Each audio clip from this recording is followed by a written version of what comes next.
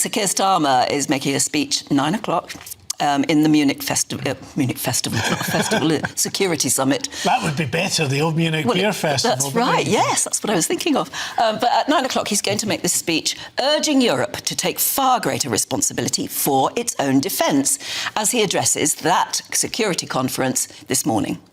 Yes, the Prime Minister will argue the continent must reduce its reliance on the United States while calling for closer UK-EU cooperation on security and defence. Well, let's talk to GB News' chief political correspondent, Catherine Forster, who joins us now from Munich. A very good morning. I'm sorry it's raining on you there, Catherine, but what's going to be going on inside?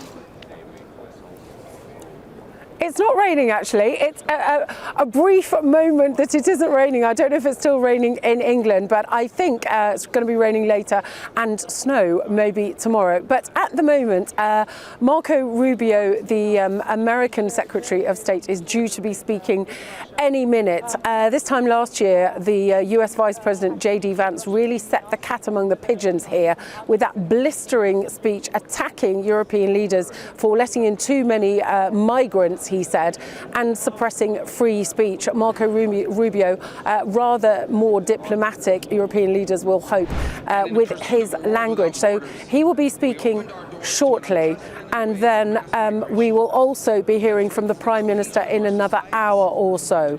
The Prime Minister is going to be talking about the need for Europe to step up, an admission that for too long we have been reliant on America, over-reliant on America, and he's going to say we need to shift from over-dependency to interdependency.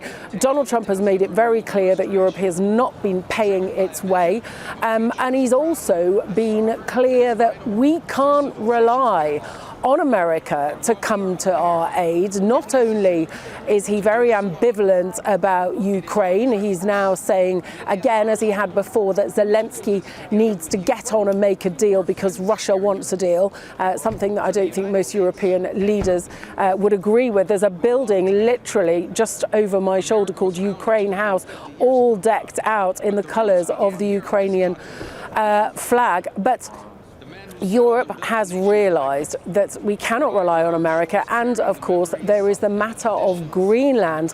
Donald Trump just a few weeks ago coming to Davos saying we have to have it, and threatening, saying we've got to have it, we need it for our national security. There are negotiations going on between America and Denmark here, but clearly Europe needs to make it clear to America that we can, NATO allies can defend Greenland from Russia and from China. Also in the speech, we are expecting to hear an attack on the Green Party and on reform, that by-election coming up in just a couple of weeks. And we expect the Prime Minister to accuse both parties of being similar in saying that they would be soft on Russia and weak on NATO. He really wants to focus minds. He wants to paint those as a danger. He's going to say that they would undermine national security in the United Kingdom. Also just worth noting that Foreign Secretary Yvette Cooper is also here. She has just been hosting a meeting on illegal migration with other foreign ministers and saying how illegal migration, border security is a matter of national security, something I think that all our GB News viewers would be very well aware of, that if you do not know who is coming into the country, that poses a risk to your own citizens. OK, Catherine, thanks very much for that. We'll just go live into the conference hall right now because Marco Rubio is on his feet. And as you can see there, one of the headlines coming out of his speaking already is that he's warning Europe of a new era. Shall we listen in to what he's saying? Will never be irrelevant to our own. National security, which this conference is largely about, is not merely a series of technical questions. How much we spend on defense or where, how we deploy it, these are important questions. They are. But they are not the fundamental one. The fundamental question we must answer at the outset is what exactly are we defending? Because armies do not fight for abstractions. Armies fight for a people. Armies fight for a nation. Armies fight for a way of life. And that is what we are defending. A great civilization that has every reason to be proud of its history, confident of its future, and aims to always be the master of its own economic and political destiny. It was here, in Europe, where the ideas that planted the seeds of liberty that changed the world were born. It was here, in Europe, which gave the world the rule of law, the universities, and the scientific revolution. It was this continent that produced the genius of Mozart and Beethoven, of Dante and Shakespeare, of Michelangelo and Da Vinci, of the Beatles and the Rolling Stones. And this is the place where the vaulted ceilings of the Sistine Chapel and the towering spires of the great cathedral in Cologne, they testify not just to the greatness of our past or to a faith in God that inspired these marvels. They foreshadow the wonders that await us in our future. But only if we are unapologetic in our heritage and proud of this common inheritance can we together begin the work of envisioning and shaping our economic and our political future. Deindustrialization was not inevitable. It was a conscious policy choice, a decades-long economic undertaking that stripped our nations of their wealth, of their productive capacity, and of their independence. And the loss of our supply chain sovereignty was not a function of a prosperous and healthy system of global trade. It was foolish. It was a foolish but voluntary transformation of our economy that left us dependent on others for our needs and dangerously vulnerable to crisis. Mass migration isn't some fringe concern of little consequence. It was and continues to be a crisis which is transforming and destabilizing societies all across the West. Together, we can reindustrialize our economies and rebuild our capacity to defend our people. But the work of this new alliance should not be focused just on military cooperation and reclaiming the industries of the past. It should also be focused on together advancing our mutual interests in new frontiers, unshackling our ingenuity, our creativity, and the dynamic spirit to build a new Western century. Commercial space travel and cutting-edge artificial intelligence, industrial automation and flex manufacturing, creating a Western supply chain for critical minerals not vulnerable to extortion from other powers, and a unified effort to compete for market share in the economies of the global South.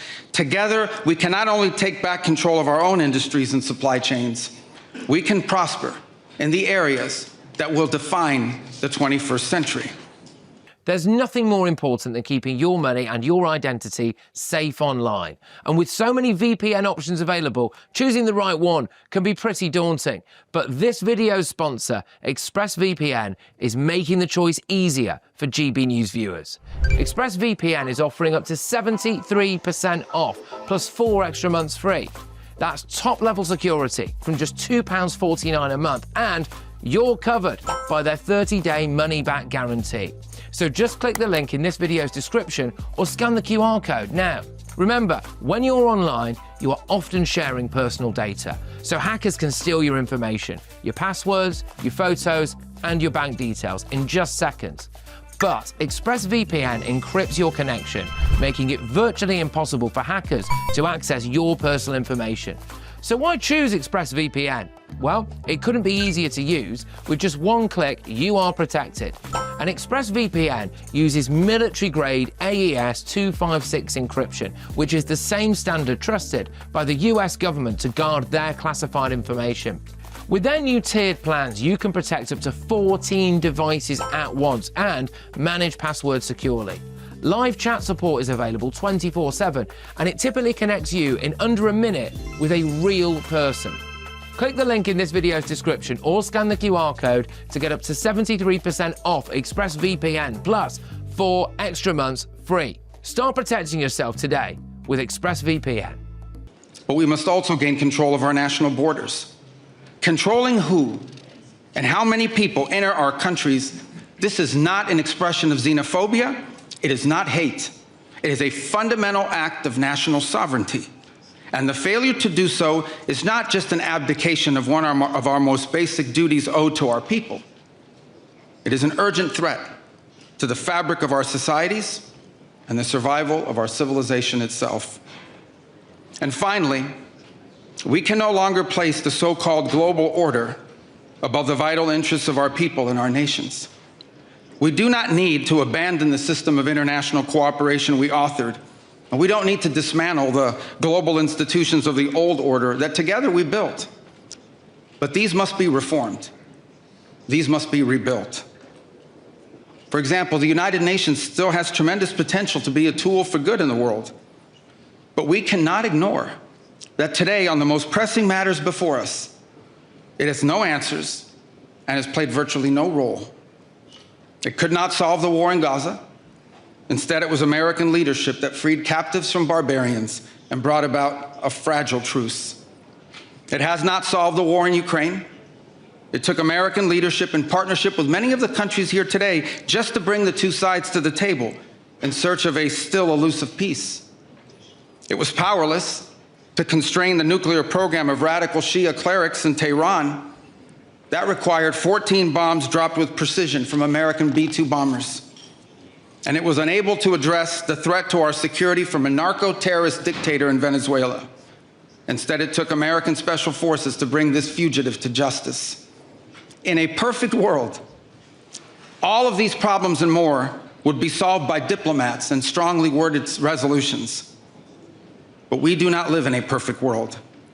And we cannot continue to allow those who blatantly and openly threaten our citizens and endanger our global stability to shield themselves behind abstractions of international law which they themselves routinely violate.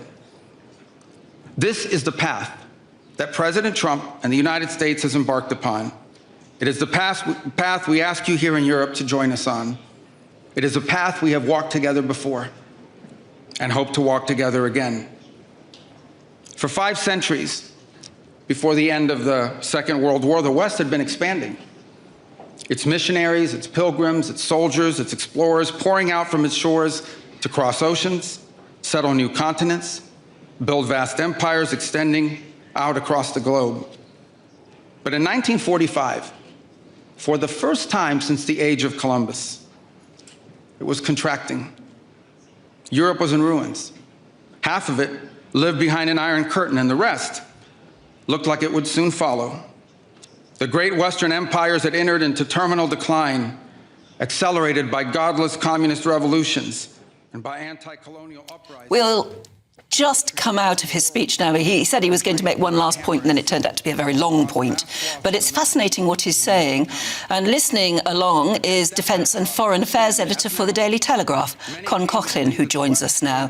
A very good morning to you, Con. I mean, what do you think about what he's saying? Well, I just wish a British politician would make a speech like this, particularly on the issues of defence and migration. I do hope that Sir Keir Starmer's listening to every word that Marco Rubio is saying here, because he's looking very presidential to my mind.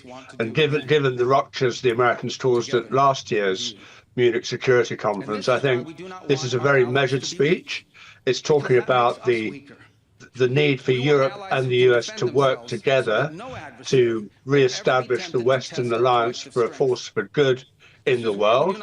He's highlighting the threats we face from emerging powers and also the challenges of mass illegal migration to the stability of European countries. So, absolutely. I mean, this is what our viewers are already saying. What a good speech. We need him here. Good speech by Rubio. Starmer will be squirming.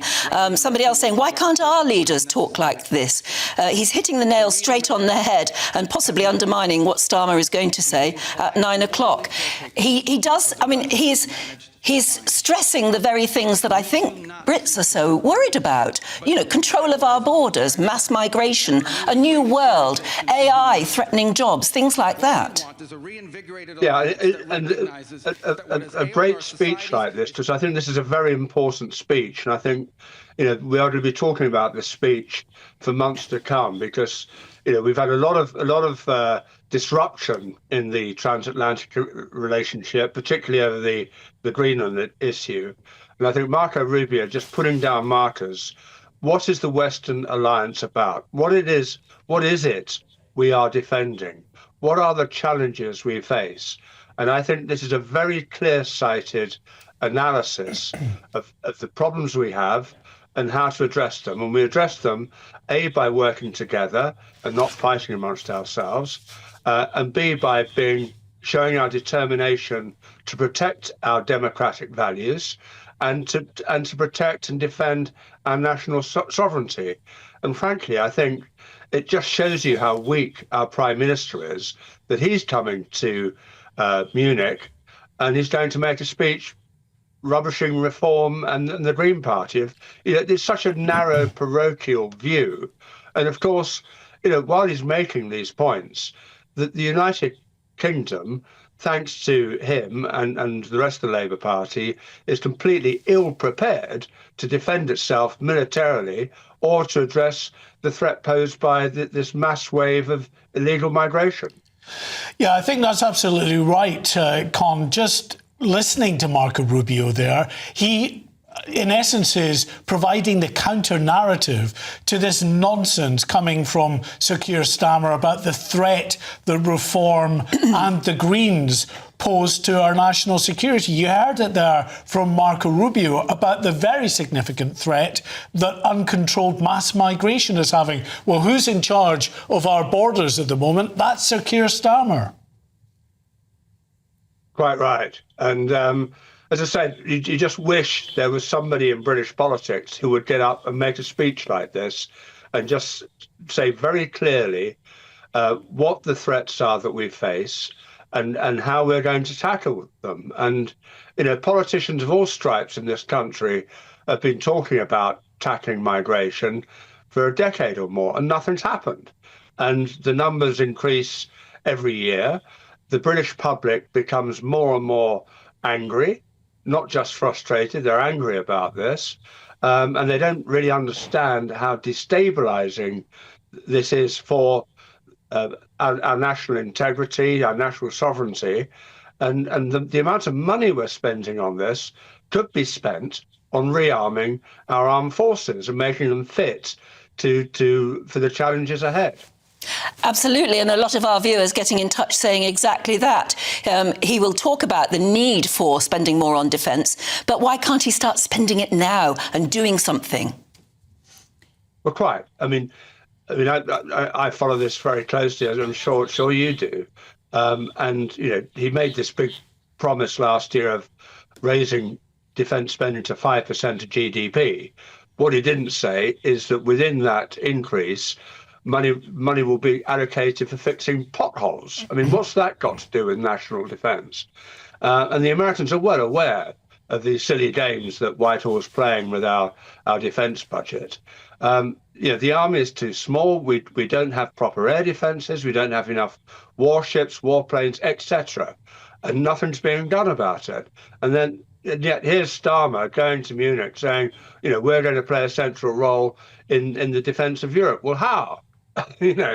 So let's, as I said, I think this shows you what a hollow man Starmer is, that at a time when the world really needs to address the various major challenges we face, all he can do is attack reform and the Greens and not look close to home and the challenges he should address as British Prime Minister. Yeah, and he fails to say as well, Con, just as we wrap this up, that, in terms of 5% of GDP, when we get to that, it's likely Keir Starmer's government's not even going to be in office at that point. But there you go. Thank you again, Con Coughlin, for your insight there. It's always appreciated.